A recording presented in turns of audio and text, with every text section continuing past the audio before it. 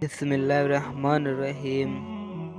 حضرت عثمان غنی رضی اللہ تعالیٰ عنہ رسول اللہ صلی اللہ علیہ وآلہ وسلم کے قریبی ساتھی اور دوست تھے۔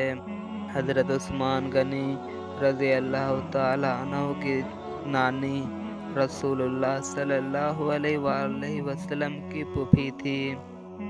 حضرت عمر فاروق رضی اللہ تعالیٰ عنہ کے بعد حضرت عثمان غنی رضی اللہ تعالیٰ عنہ مسلمانوں کے خلیفہ بنے۔ آپ عرب کے سب سے دولت مند تاجر تھے۔ دولت اور سخاوت کی وجہ سے لوگ آپ رضی اللہ تعالیٰ عنہ کو غنی کہتے ہیں۔ حضرت عثمان غنی رضی اللہ تعالیٰ عنہ کو رسول اللہ صلی اللہ علیہ وآلہ وسلم سے بے حد محبت تھی۔ حضرت عثمان غنی رضی اللہ تعالیٰ عنہ نے ہر موقع پر پیارے آقا صلی اللہ علیہ وآلہ وسلم کا ساتھ دیا۔ نبی اکرم صلی اللہ علیہ وآلہ وسلم بھی آپ کو بہت عزیز رکھتے تھے۔ رسول اللہ صلی اللہ علیہ وآلہ وسلم نے اپنی 2 بیٹیوں کا نکاح حضرت عثمان غنی رضی اللہ تعالیٰ عنہ سے کیا۔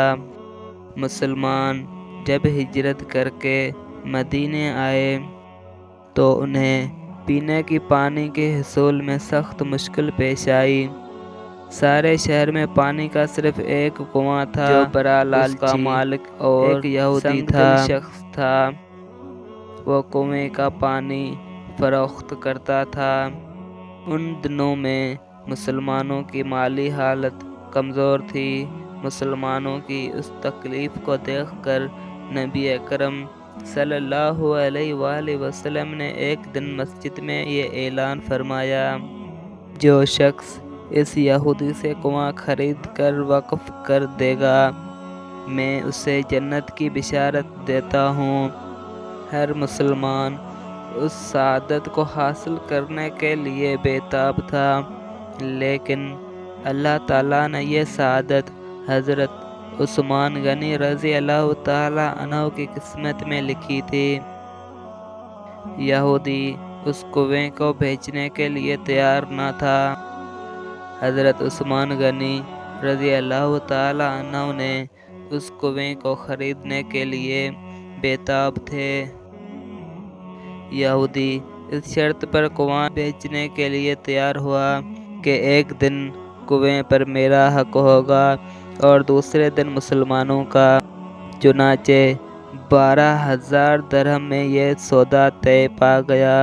حضرت عثمان غنی رضی اللہ تعالیٰ عنہ چونکہ فطرتاً سخی تھے، اس لیے اپنی باری پر کیا مسلمان کیا یہودی سب کو جی بھر کر مفت پانی بھرنے دیتے۔ یہودی کی باری آتی تو کوئی بھی کنویں کا رخ نہ کرتا۔ جب یہودی نے دیکھا کہ اس سے نفع نہیں ہو رہا ہے تو اس نے بقیہ حصہ بھی فروخت کرنے کی پیشکش کی۔ حضرت عثمان غنی رضی اللہ تعالیٰ عنہ نے باقی حصہ بھی 8,000 درہم میں خرید کر لوگوں کے لیے وقف کر دیا۔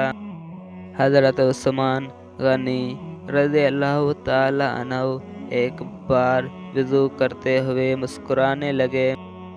لوگوں نے وجہ پوچھی تو آپ فرمانے لگے، ایک مرتبہ آقا رسول اللہ صلی اللہ علیہ وآلہ وسلم کو اسی جگہ پر وضو فرمانے کے بعد مسکراتے ہوئے دیکھا تھا۔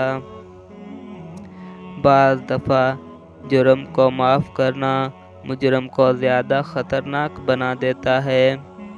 آہستہ بولنا، نیچے نگاہ رکھنا ایمان کی نشانی ہے۔